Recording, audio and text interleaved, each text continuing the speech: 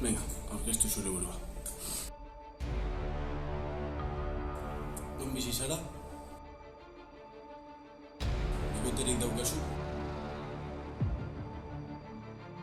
Umeak edukitzeko arma daukazu?